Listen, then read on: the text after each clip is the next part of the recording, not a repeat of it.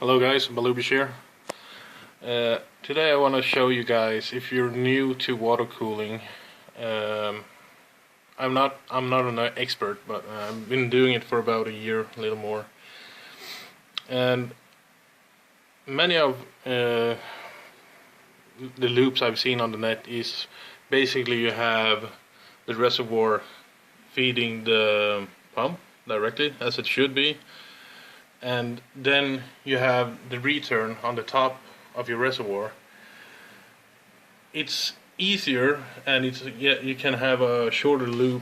For example, I could have down from the reservoir down to the pump and through all the parts directly up to the rad, and from the rad down in the top of the reservoir.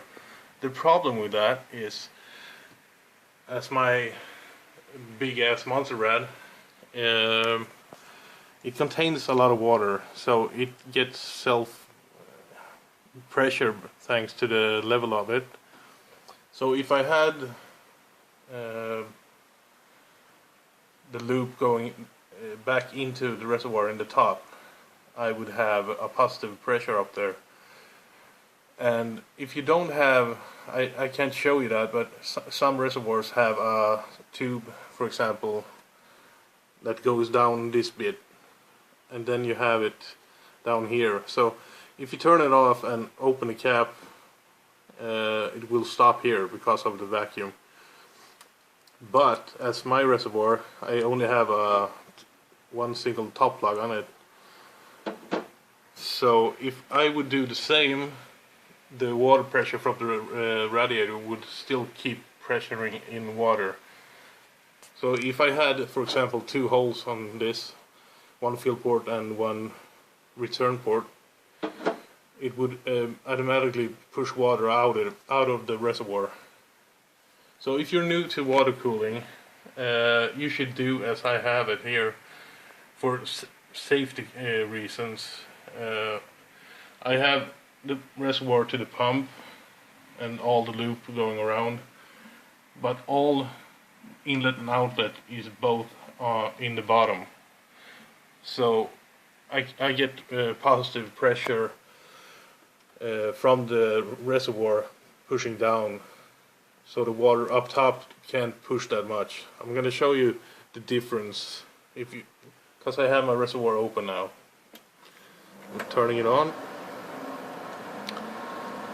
and as you can see, it goes down a little bit.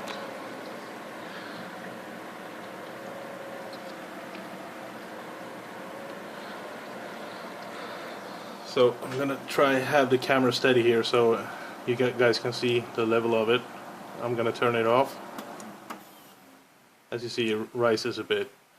That's marginal, and that's because both the exit and inlet of the reservoir is in the bottom.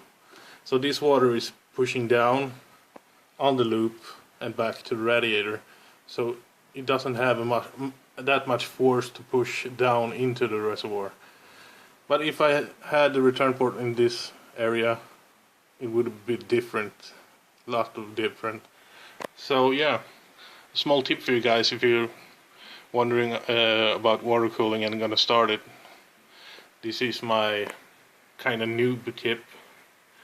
Try to have a reservoir with both inlet and outlet in the bottom, and no mishaps like that would happen. So yeah, that's all of it today. Hope you learned something. Bye bye.